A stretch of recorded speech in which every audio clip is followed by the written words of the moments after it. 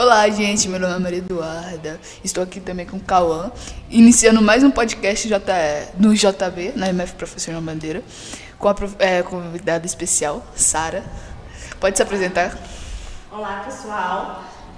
Bom, gente, eu sou professora aqui do João Bandeira e eu sou professora de matemática, formada em licenciatura em matemática, sou carioca.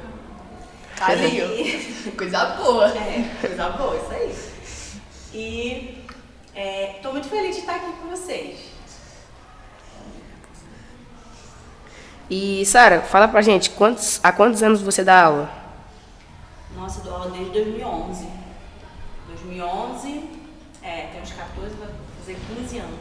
14 anos. Em quais escolas você já deu aula? Nossa, já dei aula em muitas escolas. Lá no Rio, eu trabalhei nas principais, como fui regente de turma, no Colégio São Miguel Arcanjo, no Instituto lá de Marta, trabalhei no Instituto de Educação Governador Roberto Silveira, onde eu trabalhei com sala de recursos, era muito bacana. E também trabalhei no Colégio Lavo Bilac. Esses eu fui regente, os outros eu fui mais estagiária e professora de apoio na época que eu estava na graduação. Por que você decidiu ser professora de matemática? É desde a infância isso? Isso, desde a infância. Sempre quis ser professora.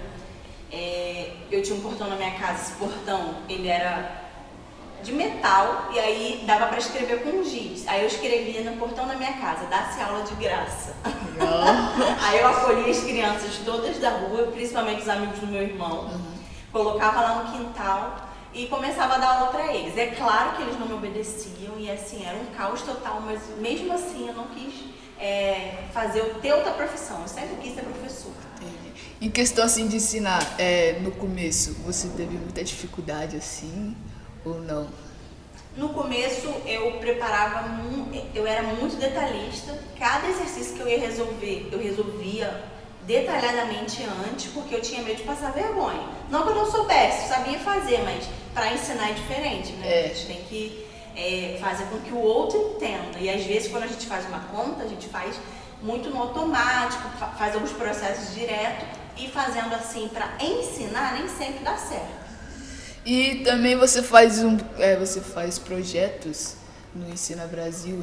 Sim, esse ano eu vim morar em Vitória justamente por isso, passei no processo seletivo do Ensina Brasil e aí vim atuar aqui no Professor João Bandeira e com isso eu recebi carga horária de projeto, então na parte da manhã a gente desenvolve projetos. Sim, e quais são? Eu trabalho aqui no projeto Lapidar, que ele é um projeto para desenvolver o raciocínio matemático dos alunos, para poder superar defasagens, para poder estar ajudando no desenvolvimento dos conteúdos matemáticos aqui da escola. Então, no contraturno, a gente atende 6º, 7º, 8º ano. E com o 9º ano, a gente atende com pré-IFES, para poder preparar os alunos para poder fazer a prova do IFES. E quais são, assim, os objetivos desses projetos? Então, os objetivos desse projeto é potencializar a aprendizagem dos alunos. Existem muitos alunos que eles têm uma dificuldade de matemática assim, acentuada devido a uma série de fatores. E aí, quando a gente traz eles para o projeto, a gente vê eles desenvolverem muito rápido. Tem aluno que com uma aula ele chegava sem saber as 4 operações e sai fazendo. Porque a gente tem estratégias diferenciadas, a gente usa jogos, a gente usa vídeos, raciocínio lógico, várias atividades que são interligadas, mas que têm uma intencionalidade para poder atingir o objetivo daquele aluno. Porque como são poucos alunos, eu consigo identificar a dificuldade deles mais de perto, então eu consigo também intervir mais de perto.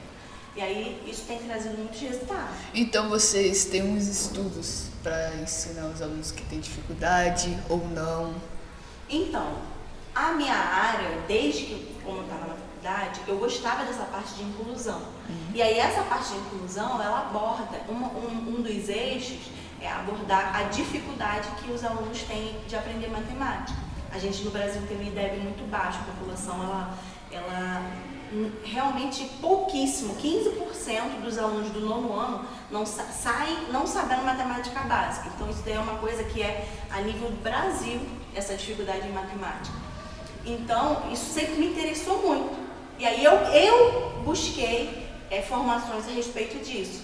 E aí eu fiz pós em educação matemática, fiz neuropsicopedagogia, para poder estar entendendo melhor e conseguir trabalhar melhor com essas áreas. E qual foi o desafio?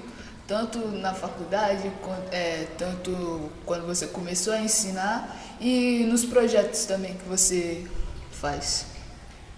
Na época de faculdade, primeiro que eu descobri que matemática não era só número. Tinha muito mais letra do que número na faculdade, sabe? E aí não foi uma faculdade fácil. E aí quando eu fiz faculdade, eu já tinha meu filho também, foi um desafio muito grande para mim, enquanto mulher, porque eu não era pequena, então eu tive que enfrentar não só o desafio do estudo, eu tinha que enfrentar o desafio que eu precisava trabalhar quando estava na época da faculdade, eu precisava cuidar de casa, eu precisava de cuidar dele, eu precisava de uma rede de apoio para deixar ele, então foi um desafio muito grande. Quando eu terminei minha faculdade, eu respirei fundo e falei, caraca, ufa, eu consegui. Foi uma vitória, né? Consegui. Nossa, Foi. eu imagino. E nos projetos, quais dificuldades, desafios? Os desafios do projeto, desafio é quando eu encontro um aluno que precisa de um diagnóstico e aí ele não tem esse apoio, eu não tenho onde buscar algumas vezes porque as pessoas não entendem o quanto que matemática ela pode ser desafiadora e que também exige um transtorno relacionado a isso. E também tem o TDAH. Todos esses transtornos que geram em torno da aprendizagem vão trazer comprometimento para a aprendizagem dos alunos. Então, o que acontece? O desafio é quando eu tenho um aluno que não tem o diagnóstico, e aí eu tenho que buscar superar essas barreiras e tentar falar com a família, enfim, tentar buscar uma ajuda da escola. Então, isso tem sido um desafio. Entendi. E você acha que o projeto Lapidar vai motivar os estudantes aos estudos dentro da sala de aula? Não só Muito. Não só o Lapidar, como os outros projetos que vocês praticam. Todos os alunos, eles melhoram o comportamento depois que eles participam de algum projeto. Eu acho que tem a ver com pertencimento, eu acho que quando eles estão aqui na escola, eles vão ficando mais próximos dos professores, e aí quebra aquela barreira de que o professor é uma pessoa inalcançável, e aí acaba ficando uma aula mais leve, até dentro da sala de aula. Porque, inclusive, quem está no Lapidar, ele vai desenvolvendo a aprendizagem, então ele passa a poder acompanhar a aula. Ele começa a entender o conteúdo que está sendo ministrado ali. E você acha que quem faz o projeto do Lapidar, quando você passa trabalhos assim em grupo, eles ajudam a quem tem dificuldade dentro de sala de aula? Sim, ajuda. Ajuda sim. Eles, teve até um caso de um menino, teve até um caso de uma turma, teve um menino que ele tinha muita dificuldade. Então ele era meio que, sabe aquela pessoa que não consegue fazer nada, aí a turma meio que traz um estigma para ele, e aí todo mundo fica achando, vou botar esse menino no meu grupo não, porque ele não sabe nada. Pois aconteceu isso na divisão dos grupos numa aula minha. E aí eu falei assim, o fulano vai ficar nesse grupo aqui, porque ele tinha sobrado. E aí o que aconteceu? Quando ele foi fazer, ele sabia mais do que todo mundo, porque ele estava participando do projeto, então ele já tinha desenvolvido. E quando o aluno vai desenvolvendo no projeto, eu passo a trazer conteúdos para ele, nivelado ao que ele está estudando. Então ele vai desenvolvendo. Então, já aconteceu isso dentro da sala de aula e o projeto ajudou absurdamente. Ele praticamente foi o chefe do grupo ali na hora de fazer o trabalho. Você já participou de outros projetos sem ser aqui no João Bandeira, em outras escolas? Você já fez? Já. Tanto é que eu fui para essa área de inclusão porque na época que eu estava na faculdade eu ganhei uma bolsa de iniciação à docência e aí eu precisava trabalhar nessa sala de recursos que eu falei para vocês. E a sala de recursos é um ambiente que atende pessoas que têm diagnóstico. Ou não, tá? Lá no Rio, quando o professor identifica um aluno que precisa de um apoio a mais, ele envia para a sala de recursos para poder estar sanando essa dificuldade.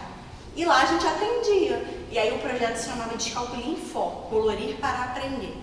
E aí eu atendia crianças autistas, alunos surdos, criança que teve paralisia cerebral, que tinha uma síndrome chamada Asperger, que hoje em dia não chama mais Asperger, né, que é o autista do espectro 1. Então foi onde que começou assim, o meu encanto pela inclusão. Foi nessa época. E como foi essa experiência, você achou? Maravilhosa. Acho que toda pessoa que entrasse na sala de aula tinha que viver isso antes. Porque traz muita empatia, acolhimento. Então, acabando por aqui as perguntas, Sara, muito obrigado. Ah, por nada, adorei estar aqui. Então, gente, acabando o podcast aqui. Obrigado pela ajuda aí.